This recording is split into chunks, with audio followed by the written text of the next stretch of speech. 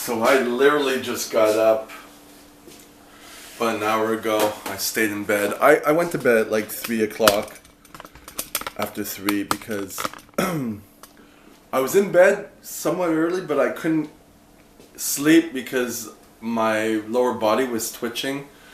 And it's obviously because at the gym I upped some weight, and so it had an effect on my body. So I'm very groggy today, and the thing is, I'm drinking to kind of slowly hydrate myself, slowly get myself ready to go to the gym, but obviously it's going to be a easier time at the gym. And it was easier yesterday too. Like when I'm like this, I'll still go, but I don't push it. I just go through what I need to do, work more on some stretches, work more on lighter weights, work more on accessory muscles that help keep my body balanced so I don't end up hurting my shoulders. I could go into videos like that on my other channel. Just ask me. I'm not going to do it on this channel. It's kind of difficult explaining my technique of what I do to keep in shape or to exercise or whatever. So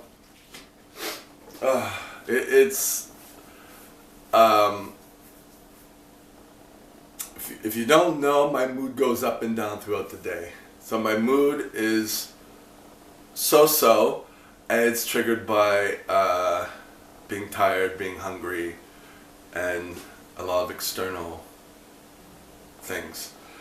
And this place is a mess, and I have to prepare for a massage client later this week. I don't do my massage clients every day because I don't clean my place. That's another issue in itself, so I need to have time to prepare. I need to slowly do it again. I'm babbling now. So before I get into this video, I wanted to say, if you saw the other videos that the CEO of the franchises that I'm trying to get rid of, she was sending me texts and trying to, push me to answer and all this crap. And we finally made an appointment to talk yesterday at 1:30. And she always calls me or texts or whatever, so I just wait for that. So I was at the gym and I waited for that. And I'm not going to go and run after her. For the main reason, because it's going to happen. What's going to happen is what's going to happen, and she doesn't really have a knowledge of the way the business works. She just wants to control and to look like she's doing something. So either way, so she didn't call, and then I get a text this morning, which I didn't open up, but I could see it on here. Don't need to open it up. So she writes, "Hi David, I never heard from you." And then she goes on to explain, she finally explains what the call was meant for. "Natasha can't do anything until she speaks with you, so not sure what you want to do, but you can't each put to me if you ever want to get," and it goes ... because it's the rest of the text. So she's trying to put a guilt trip, and most likely she was probably out getting her hair done. How do I know this? Because I was stooping her colorist. So one time when she was supposed to have an appointment with me, she called to cancel.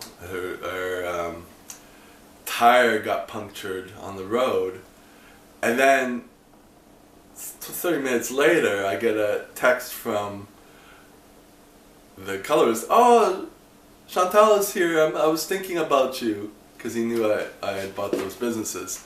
So I thought that was hilarious. So I like the fact that she will say that "I haven't heard from you, but you always call me, you always text me, and it's you who wants to talk to me. I don't want to talk to you. I don't want to have anything to do with you. I could deal with the guy who's taking over the franchise. And if it's about Natasha, who's a bookkeeper, who is supposed to help me out with the bookkeeping that I'm having a lot of problems with, just put her in contact with me, you know. But I'm not gonna. The point being is I'm not gonna engage in the conversation. In fact, I'm not even gonna answer this. You know, texting me a day later saying, "Oh, you weren't there." You always run after me, so why switch it around just to make me run after you now? And it's like, no, I don't care.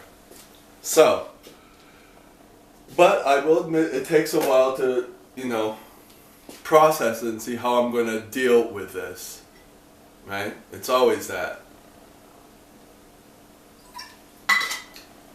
So I got a message yesterday, which I answered, and when I answered it, I was in pretty. I was actually in a good mood, and when all is good, it's easier to think clearer and give a good answer, and the answer not being self-deprecating, you know, which I tend to be very self-deprecating, especially when I'm in a crappy mood. And the more I can be in a better mood and the less self-deprecating, the more motivation happens, and then you feel like you could do more, and then you actually do more. So the question was geared around me, how do I, because I'm mentioning, it's very hard for me to explain everything I do, and that's tough because I want to say so much, and I want to make sure that everyone understands, even when I talk to my therapist or I talk to people. Otherwise I won't speak at all. It's either extremity. That's my issue. I don't feel like I'm being listened to, and then when I finally do try to speak, and then I see that someone's not listening, I'll just shut up. You know. But getting back to it, so it's the same thing with the therapist, with the therapy groups I'm going to, and the question was basically, does it work? And I said, yes, it does. What did I say? I want to just be coherent with what or congruent with what I said. Because obviously I wrote a lot, because it just hit the right moment where I felt good. And I'm not always going to feel good, and that's the thing. It's only a starter. What's happening now is that I'm motivated to do more videos. I'm motivated to do a lot more work on Instagram to build up the platform so I can say stuff, and you know, and I'm doing it. I'm actually able to listen to more Gary Vee videos, and they resonate a little bit more. If you don't know who Gary Vee is, you should look it up.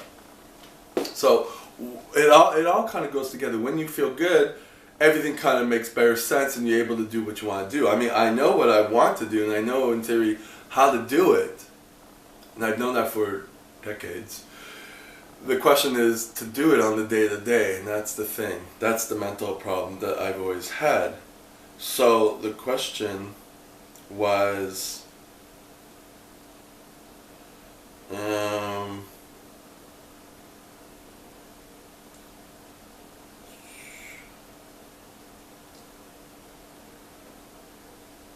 yeah, so the little summary was, I know you attend groups, see a therapist, and watch YouTube a lot. Have you? These are things I love to do, actually. I think it does. If it goes by what you love to do, I think you kind of have to follow it, and that's hard. In the sense that I was always in conflict with what I wanted to do, what I felt like I wanted to do, and what I felt that I had to do. And I was always in conflict with that. I never had a job per se, because I can't handle it.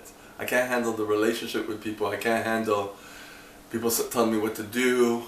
And so I always have to figure out, and even now that I'm in transition after losing these businesses, and I'm kind of stuck living off savings and very little income, I just can't do it. So I'm doing something where I feel I can actually move forward on, and it's not making money now, but you have to kind of look at the long term. This is what I'm telling myself, and it's being validated by the videos I'm watching, and also be validating by the fact that it's actually getting engagement with people now on a small level. But I've seen so many people do it, it's just, there's no reason why I shouldn't be able to do it. It's just algorithms you're working with, and finding people who have similar interests in you, who are interested in what you have to say, and not beating yourself up, which I tend to do a lot. So the rest of this is, have you found those to be significantly beneficial? And I wrote, sometimes I go long-winded. No, I haven't found my boots yet. Actually, let me check. No, they're not there. So, they're not there. I'm gonna wear my sneakers, no pressure. It takes me a day or so to kind of process what I need to do, and that's how I work, So, I have to process my emotions and then process what I'm going to do. I'm going to wear my sneakers. The sneakers are going to be ruined in the snow and salt. And when I have time, I'm going to go to the Birkenstock place and see if I can get some insoles, maybe to put into the shoes. And instead of paying for orthotics that cost like $600, I'm not going to do that. Continuing with my answer. Well, I'm wearing the same shirt as yesterday because I'm going to take a shower. So I'm wearing yesterday's clothes. I wrote, yes, so far all the therapeutic things I'm doing are helping me. The main reason they are helping me is that I want to be helped. And constantly trying to help myself. I am constantly trying to help myself. The fact that I'm able to work better online to boost my IG account and now this YouTube is testament to that, because if I can't make relationships even online, wow, I rate bad. I won't be able to in person. I'll make some videos to talk about this further. I'll try to explain myself well, and as you can see, it's very difficult for me to explain myself well.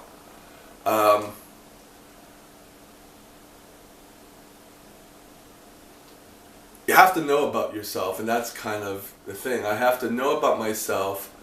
People tell me things, and I tend to I used to a lot more, get convoluted, and when people were telling me things and thinking they knew who I was, and I'm trying to get that as my identity, and it's not true.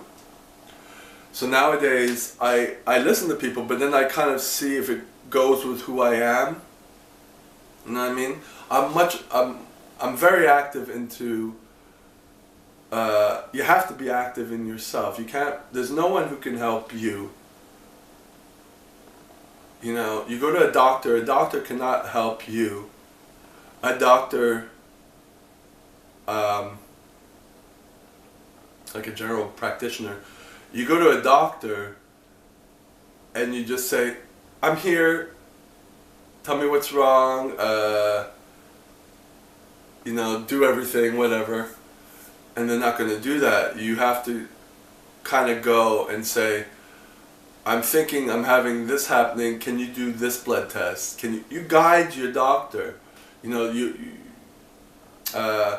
Sure, a doctor will know more about something and maybe suggest something, and then you kind of have to go yay or nay about it, That's taking an active approach to your health, When you go see an accountant, you bring your stuff and you have to kind of guide the professional. I'm a fitness trainer, and I could be testament to that I can't help people get results if they're not implicated in their own results. Training someone, a few hours a week, and then the rest of the time they don't do anything because they think that's all they have to do, is a setup for failure. Unless, their expectations are so low that it's possible, or that their expectation is just to be able to see me a few hours a week.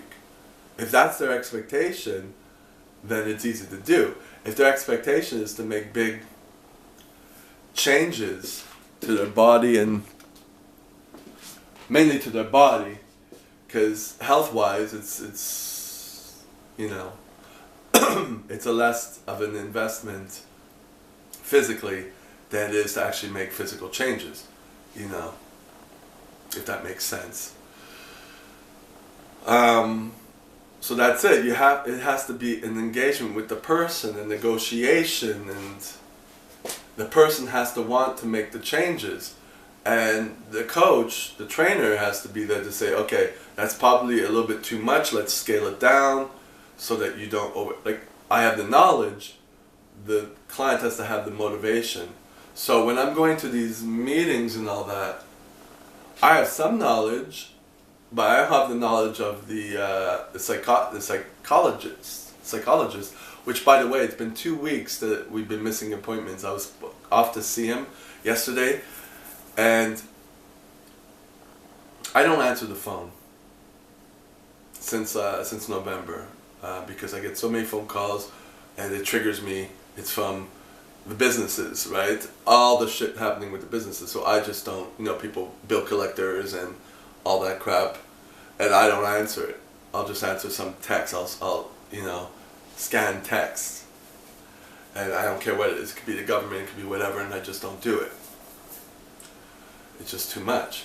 But yesterday morning I got a call, and it was no caller ID, and I had a feeling it was the psychologist. And anyway, so I went to the place, and then I'm like, I should check the phone messages. That was the first time I did in like 3 months. And the phone messages get automatically deleted, so there's always space. It only holds like 2 or 3, and then it gets deleted after a couple of days. And anyway, so he left a message saying he was at another clinic, that I should be there. And already it was past 11, so obviously I wasn't going to make it. But I called him, I left a message saying, I'm going to go there anyways. I'm going to pick up the phone, and we'll deal with it. So I didn't blame him for it. It was me. And what's good about this relationship is that I'm able to be truthful, saying I don't pick up my phone. I can't. It's too triggering for me, And okay, so we'll make the appointment for next week. That's all that needs to be done, and I'm good. And that's kind of what I need in relationships. That's the main reason why I can't have relationships, or it's very difficult, because I'm fear of being judged and criticized for my truth. I can't pick up a phone. I need to schedule an appointment ahead of time because I need to clean up and I need to get my head straight. So at this point in time, I can't do a lot of things spontaneously, except now maybe for some YouTube videos. So I'm slowly trying to build myself up. I kind of know how that is. Otherwise, it's too invasive and I get too anxious. So the same thing with the group that I go to, which is less beneficial, but it was kind of good last 2 days ago. But I go because I said I would go. That would be the minimum. I don't do any of the homework there. It's just the minimum that I need to do to get myself out and engaged, And the other therapist, the same thing. Also because with relationships, you have to have an attachment to the person. It's like when you're a kid and you have your parents taking care of you, there's an attachment that's supposed to happen. I never had attachments, All I knew since I was a baby is violence, and that's all I saw. So I don't know how to attach, or when I do, it's excessive and extreme, or it was. It's not anymore because I just isolate, So I'm slowly trying to get out of that. And that's, the whole thing that made this happen, the bottom line is that you repeat a certain thing in your life and it's the same pattern, and okay, I know I want to get there. I want to be able to work online. I don't want to go back to just training people because it's boring, you know, and there's no growth in that. I want to go to the next step. I tried buying businesses and then they failed and I lost a lot of money, and but I still want to do the online stuff, and I see so many people doing it. The basis for doing the online stuff is relationships. So I have to learn how to do a relationship, even online. If I'm chatting up a few people, sometimes I feel like, okay, they're not answering me, I feel this is stupid or whatever, and then it kind of snowballs from there, and then I kind of bail out, or I don't have anything important to say, and those are the mind things that I have to deal with so that I could actually do what needs to be done, which is producing content and getting it up there and engaging with people, and that's it. That's all I need to do. And it's not easy. Right now I'm at a good point that I'm doing it, but yeah, I have to create the environment for that. So the answer to the question, it helps me doing all these therapist things because they're relationships that I'm trying to, you know, there's people who are there for me for a certain reason at a certain period of time, and that's what I need, and that kind of motivates me. That's all it is. And when I have that, I have more of a sense of security, and I'm able to work on my own to get to where I need to go because I know what I need to do. Just like people who work out, they kind of know what they need to do. You need to create the environment. See, now I'm getting in a better mood because I just kind of coached myself out of my funk. I need to do, like people who work out, they know what they need to do. They just need to get themselves in that headspace and mindset to do it. You know, you go and you brush your teeth every day because otherwise you get cavities. So you know what you need to do, and you need to do it every day. Brush and floss, you know, at least a couple of times a day. That's the minimal thing you need to do. So for me, it's the minimal thing that needs to be done so it doesn't get overwhelming, and then I say, fuck it, you know? Which is why videos aren't edited too much.